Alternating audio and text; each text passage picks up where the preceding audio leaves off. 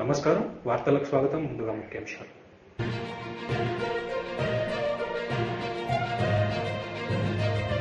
కర్ణాటక ప్రజలకు ప్రధాని మోడీ సందేశం ప్రజల అభివృద్ధిని గమనించాలని మోడీ వెల్లడి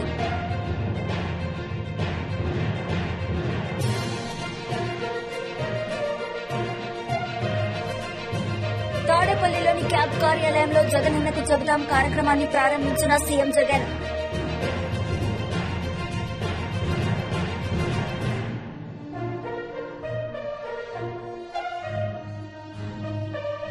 కర్ణాటక ప్రజలకు ప్రధాని మోడీ సందేశం ఇచ్చారు. దేశం అభివృద్ధిలో ముందుకు పోతుందని ఆయన తెలిపారు. ಕರ್ನಾಟಕದ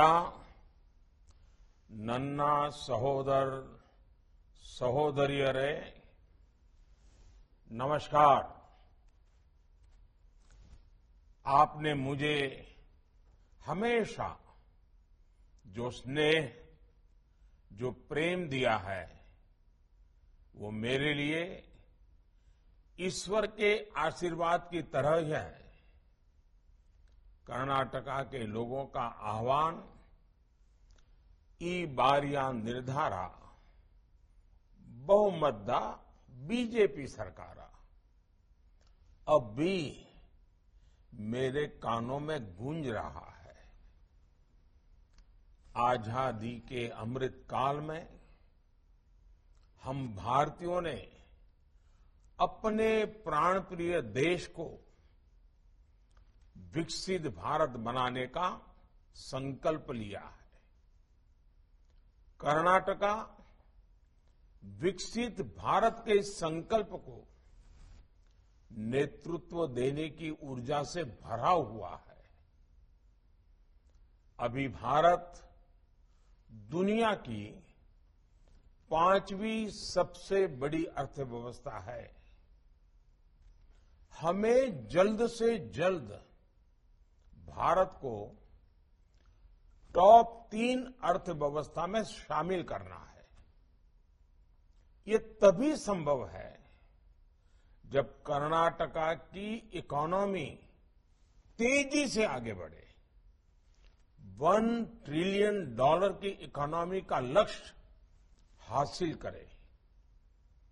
आपने अभी कर्नाटका में डबल इंजन की सरकार के 3.5 वर्ष का कार्यकाल देखा है। बीजेपी सरकार की डिसिसिव, फोकस और फ्यूचरिस्टिक नीतियां कर्नाटका की अर्थव्यवस्था के विस्तार में महत्वपूर्ण भूमिका निभा रही है। कोरोना जैसी वैश्विक महामारी के बावजूद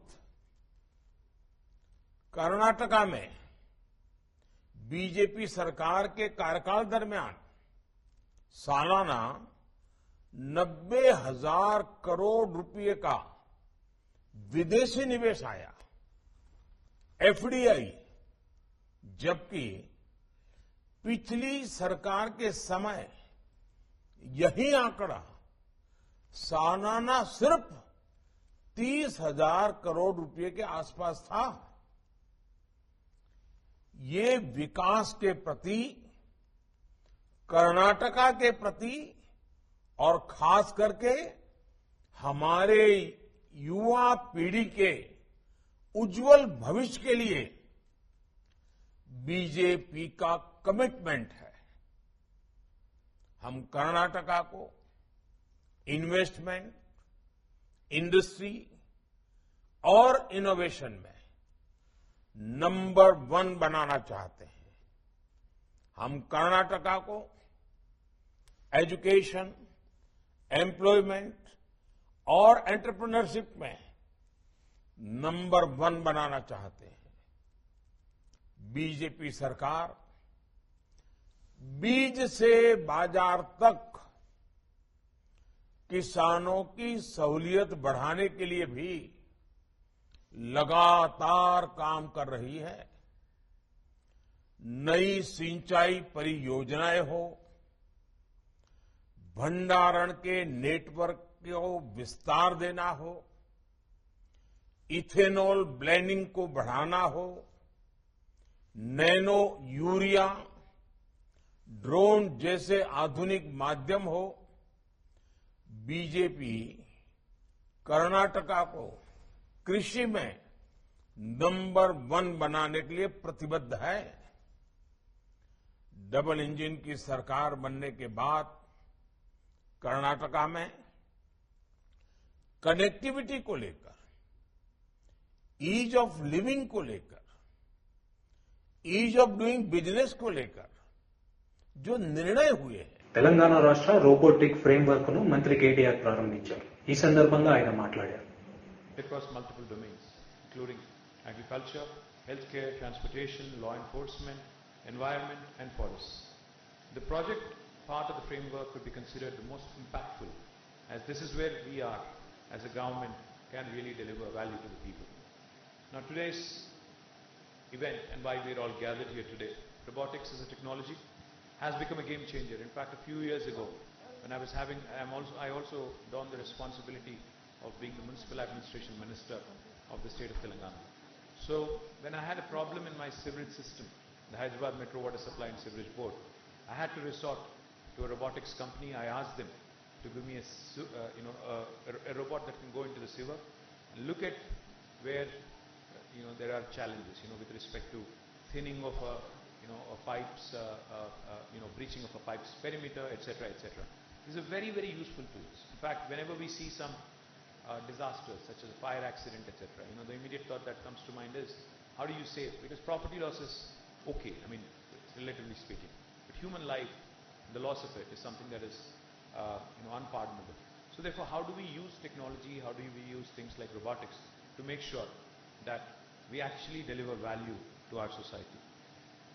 Robotics is not just about automating tasks, or Kishore said repetitive tasks can be done by robots much more effectively because humans tend to get bored. But it's also about unlocking new levels of creativity, productivity, and innovation by enabling us to do things that we could not do before. It provides several benefits such as improved safety, enhanced precision and accuracy, and increased efficiency. These benefits translate to potential for improvement in several industries like healthcare. Dr. Sinha spoke about how she's been using robots to assist her with complex gynecological challenges. I'm sure there are many, many examples where we have doctors sitting elsewhere in the world, London or US or somewhere else in the world, and performing surgeries, can perform surgeries rather through robotics. We also can think of potential improvements in logistics, agriculture, of course, because the other day I was in Warangal in a college called KITS, the Kakatiya Institute of Technology, which is where Shanta is also from. Very interesting to see how quickly the youngsters in these tier 2 cities are also adopting to technology. They demonstrated, the students actually demonstrated to me, an autonomous tractor. They've developed an autonomous tractor, a driverless tractor, which can go around in the field. Because in India, I don't think the days close when we actually can have an autonomous car on the roads. I think that's a challenge. But I think the field, an agriculture field, is okay, because you would have fewer people. So therefore, there are a lot of areas in which you can really Indianize these ideas, Indianize these solutions, and come out with something truly useful, as our Chief Minister says, to the society at large. So by establishing this robotics ecosystem in the state, we are wanting to create newer avenues for growth in other industry verticals as well, and thereby boost our economic output, and as a result also be a leader in the country. Globally, robotics is seeing an increase in demand. According to the Oxford Economics report, the number of robots used across the world has multiplied threefold over the past 2 decades. Countries like China, Japan, and US lead the board in the adoption of robots. India is only the 10th largest market for year-on-year robotics installations, according to the World Robotics Report. Therefore, there's a lot of potential to penetrate and grow. And as a country, I think we should aim to be in the top 5 in the next decade or so. India must take up manufacturing of robots to fulfill this demand, both domestic and globally. India should also adopt more robotics technologies to advance its manufacturing capabilities. In fact, we can manufacture robots not just for ourselves, but also for the rest of the world.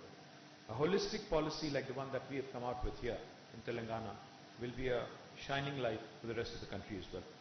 This framework, being the first in the country by any state, is a shining example of what Telangana wants. BJP మాజీ MP doctor Boora Narsaiah Goud, ఆలే Bhaskar Raj media సమావేశం నిర్వహించారు. ఈ సందర్భంగా వారు మాట్లాడారు. Poster ఇప్పుడు ఆవిష్కరణ జరుగుతుంది. ఆవిష్కరణ తర్వాత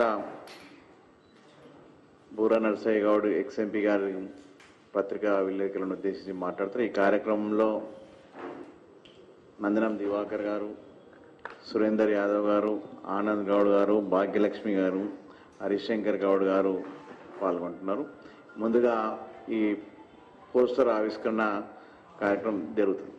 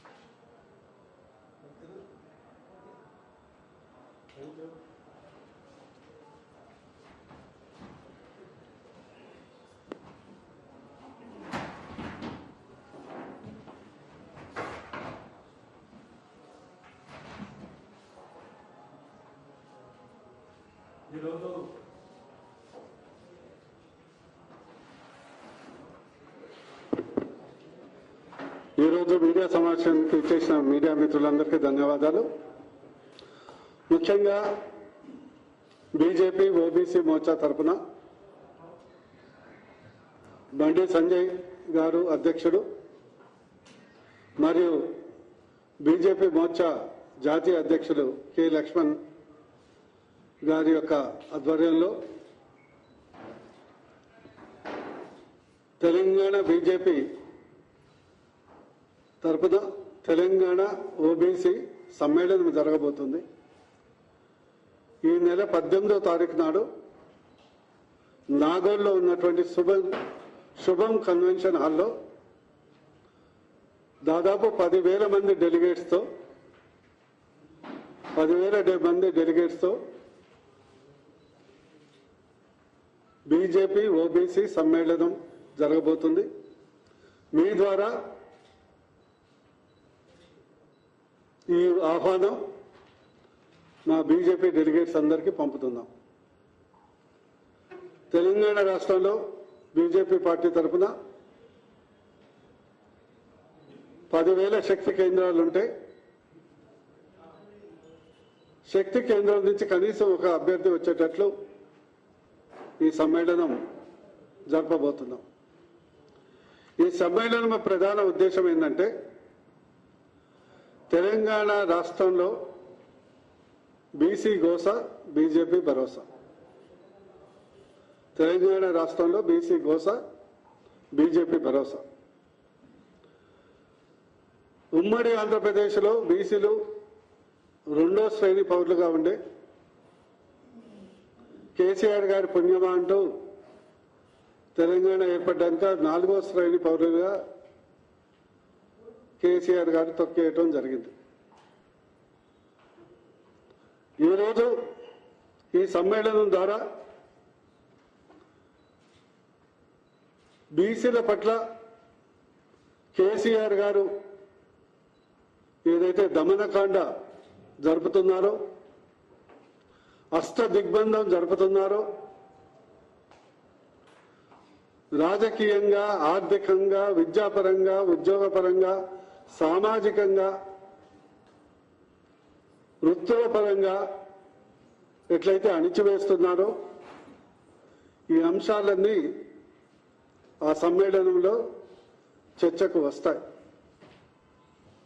అదేవిధంగా మీ ద్వారా బీఆర్ఎస్ ప్రభుత్వాన్ని హెచ్చరిస్తున్నాను. గతంలో కాంగ్రెస్ పార్టీ కూడా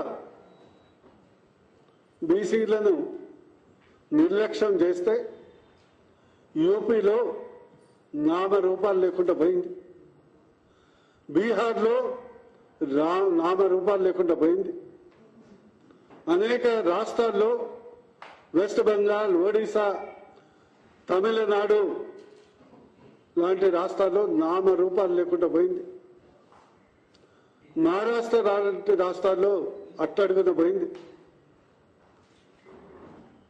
దేశంలో ఈరోజు కాంగ్రెస్ రాజకీయంగా కుదించకపోయిందంటే అది బీసీల ఉసురు వల్ల. బీసీలను రాజకీయంగా, ఆర్థికంగా, విద్యాపరంగా నిర్లక్ష్యం చేయటం వల్ల జరిగింది. ఆ ఉసురు ఇప్పుడు కేసీఆర్ ప్రభుత్వానికి 100% తరుగుతుంది. 100% తరుగుతుంది. 100% ఈరోజు తెలంగాణ రాష్ట్రంలో 1,60,00,000 ఓట్లు బీసీలే ఉన్నాయి. మొత్తం 3 కోట్ల ఓట్లలో బీసీల ఓట్లే 1,60,00,000 ఓట్లున్నాయి. మా యొక్క తెలంగాణ ఓబీసీ మోర్చా అధ్యక్షులు ఆవుకు గ్రామంలో శ్రీ భూలక్ష్మి చెన్నకేశ్వర స్వామి తిరుమల మహోత్సవాల్లో భాగంగా ఈ రోజు రథోత్సవం జరుగుతుంది. ఈ రథోత్సవాన్ని పలువురు నేతలు ప్రారంభించారు. అవుకు గ్రామంలో శ్రీ భూలక్ష్మి చెన్నకేశ్వర స్వామి తిరునాళ్ల మహోత్సవాలలో భాగంగా ఈ రోజు రథోత్సవం జరుగుతుంది.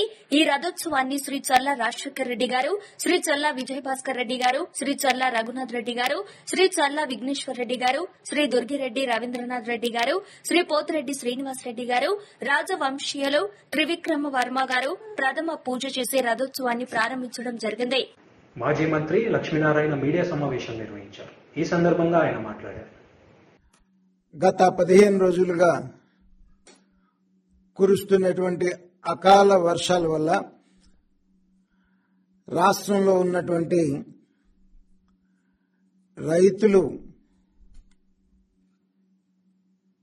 అలో లక్షణ అని చెప్పేసి రోడ్డును పడుతూ ఉంటే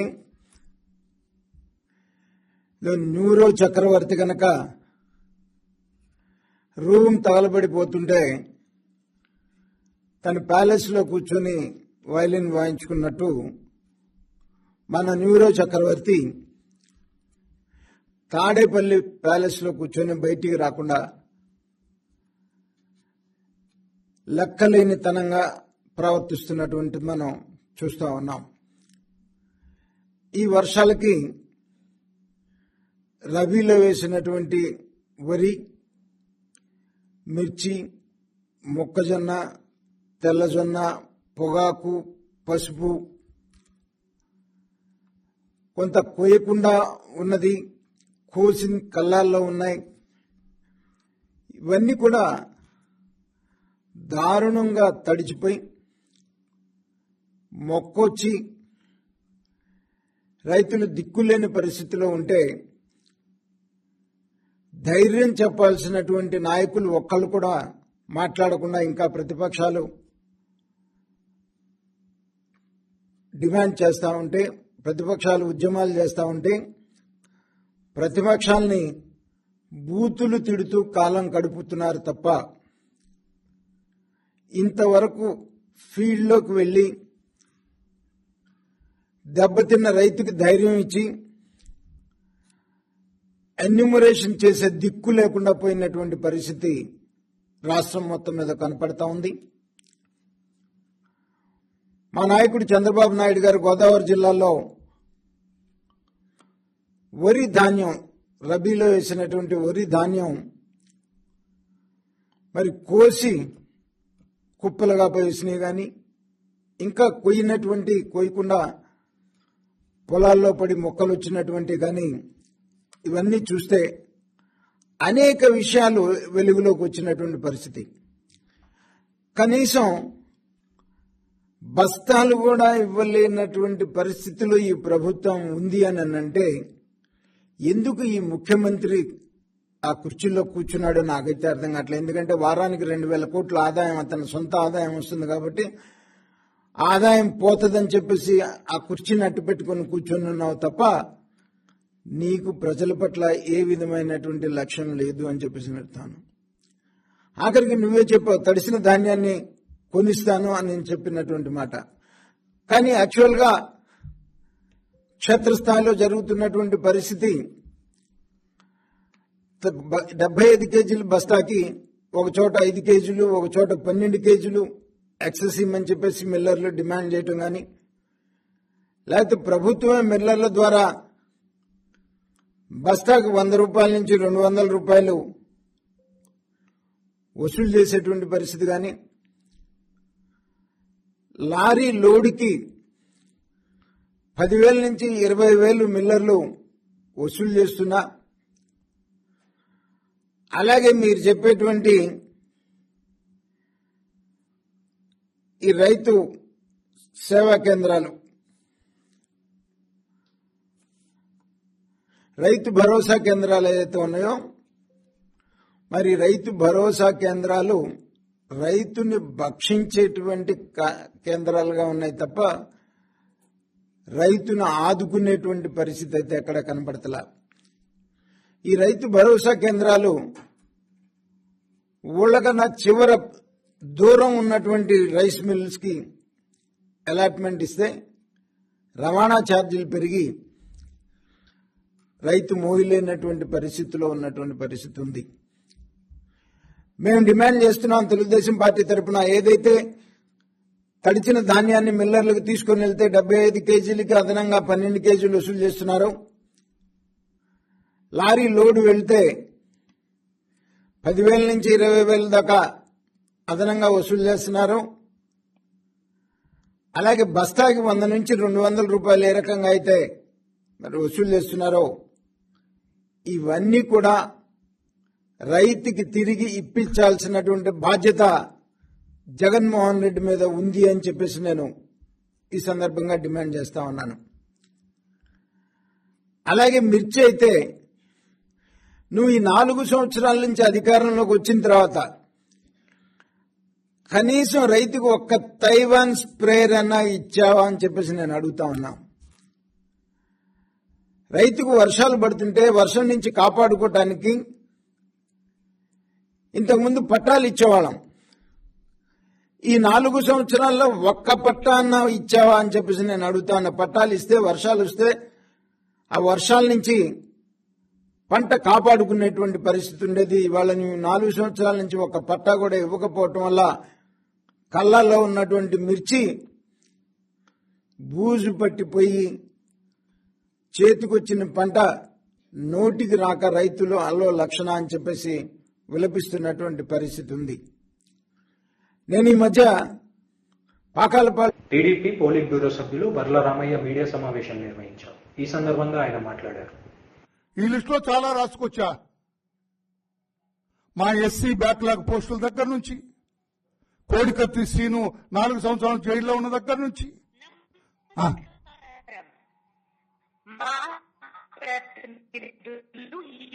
ఏ భాష తల్లి నువ్వు మాట్లాడేది?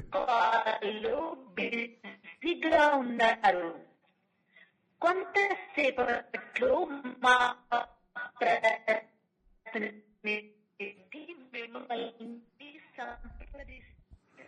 ఈమె తెలుగు ఆమెలాగా లేరు, ఏదో ఇతర భాషలో మాట్లాడుతుంది.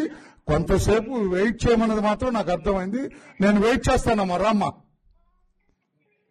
నేను ఇవన్నీ కూడా జగనన్నకు చెబుదాం అనుకుంటున్నాను. ఏమేమి చెబుదాం అనుకుంటున్నాను? 50,000 బ్యాక్లాగ్ పోస్టులు ఎస్సీ బ్యాక్లాగ్ పోస్టులనా? 4 ఏళ్ల నుంచి మీరు ముఖ్యమంత్రిగా ఉన్నారు జగనన్న, మీరు ఎందుకు చేయలేదు జగనన్న అని అడుగుదాం అనుకున్నా. ఈ అదృష్టం 7 నిమిషాల 26 సెకండ్లు అయింది నేను లైన్లో పట్టుకొని. ఇంకా పట్టుకుంటా, ఓపికంది నాకు. 27 దళిత సంక్షేమ పథకాలు మీరు రద్దు చేశారనా? మీరు ఇంకా 27కి ఇంకొక 20 కలిపి 47 చేస్తారు దళిత సంక్షేమ పథకాలని అనుకుంటే ఏదో ఇదైనట్టు ఉన్నది ఇదైంది అన్నట్లుగా. ఏంటన్నా ఇది జగనన్న? నీకేం చెబితే ఏమీ ఉపయోగం ఉన్నా మాకు? మా ప్రతినిధి మిమ్మల్ని సంప్రదిస్తారు, లేదా దయచేసి వేచి ఉండండి. కొంతసేపట్లో మా ప్రతినిధి మిమ్మల్ని సంప్రదిస్తారు, లేదా ఇట్లాగే వెయిట్ చేయండి అని చెప్తుంది. నేను 8 నిమిషాల 11 సెకండ్ల నుంచి వెయిట్ చేస్తూనే ఉన్నా. చాలా చెబుదాం అనుకుంటున్నాను. మీరు విదేశీ విద్యకి అంబేద్కర్ పేరు తీసి మీ పేరు జగనన్న విదేశీ విద్య అని పెట్టుకోవటం ఎంతవరకు సమంజసమని మిమ్మల్ని అడుగుదాం అనుకున్నా. నాకు అవకాశం వస్తే జగనన్నకి చెబుదాం అనుకున్నా. తాడేపల్లిలోని క్యాంపు కార్యాలయంలో జగనన్నకు చెప్తామనే కార్యక్రమాన్ని సీఎం జగన్ ప్రారంభించారు. ఈ సందర్భంగా ఆయన మాట్లాడారు. ఆర్బీకేను విజిట్ చేయడము, విలేజ్ క్లినిక్ను విజిట్ చేయడము, అంగన్వాడీ కేంద్రాన్ని విజిట్ చేయడము, స్కూల్స్ అక్కడున్న నాడు నేడు తయారవుతున్న స్కూల్స్ను విజిట్ చేయడం, హౌసింగ్ కాలనీ ఏదైతే ఇక్కడ కడతా ఉన్నామో జగనన్న కాలనీస్ వాటిని విజిట్ చేయడం, ఇవన్నీ కూడా పార్ట్ అండ్ పార్సల్ కింద మనం తీసుకొని చేయగలిగితే ఆటోమేటిక్లీ ఆ వ్యవస్థ అక్కడ బలోపేతం అయిపోతే చాలా మటుకు ప్రాబ్లమ్స్ ఆ గ్రామ స్థాయిలో అక్కడే పరిష్కారం అవుతాయి. అది గుర్తుపెట్టుకోండి. తమ చెప్పినట్టు డీసెంట్రలైజ్డ్ లెవెల్ లో సార్ ఈ కాన్స్టిట్యున్సీ వారీగా keeping this grievance centre sir entire అధికారులందరూ కూడా విజిట్ చేస్తున్నాం సార్. సో ఖచ్చితంగా we are going to the doorsteps of the public and will receive it with the highest regard. మన జగనన్నకు చెబుదామనే దాంట్లో ఎంత తక్కువ సమస్యలు మనకు వస్తే అంత ఎఫిషియెంట్ గా గవర్నమెంట్ పనిచేస్తానట్టు. Agent with which we should work అంటే ఎటువంటి సమస్యలు రాకుండా సచివాలయం వ్యవస్థల్లోకి సోషల్ ఆడిట్ అవన్నీ కూడా ప్రాపర్ గా డిస్ప్లే అయ్యేట్టుగా జరిగిస్తూ అన్ని ప్రాపర్ గా ఫంక్షనింగ్ సంపూర్ణంగా జరిగినప్పుడు నాకు ఈ సమస్య ఉంది అని చెప్పే ఫోన్ కాల్స్ నేను ట్రై చేసినప్పటికీ కూడా ప్రయత్నం చేసినప్పటికీ కూడా పరిష్కారం కాలేదు నాకు అని చెప్పే పరిస్థితులు ఎంత తక్కువ ఉత్పన్నమైతే అంత బాగా మనం పనిచేస్తా ఉన్నట్టు. That is the yard stick. So అది మన మనసులో కూడా ఎప్పుడు కూడా that is the goal that we should work towards. That is the final aim. వార్తలు ముగించే ముందు ముఖ్యాంశాలు మరోసారి.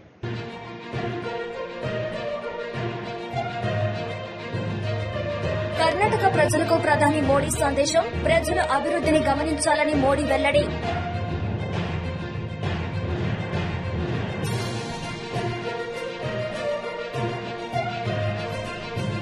తాడేపల్లిలోని క్యాంప్ కార్యాలయంలో జగనన్నకు చెబుతాం కార్యక్రమాన్ని ప్రారంభించిన సీఎం జగన్.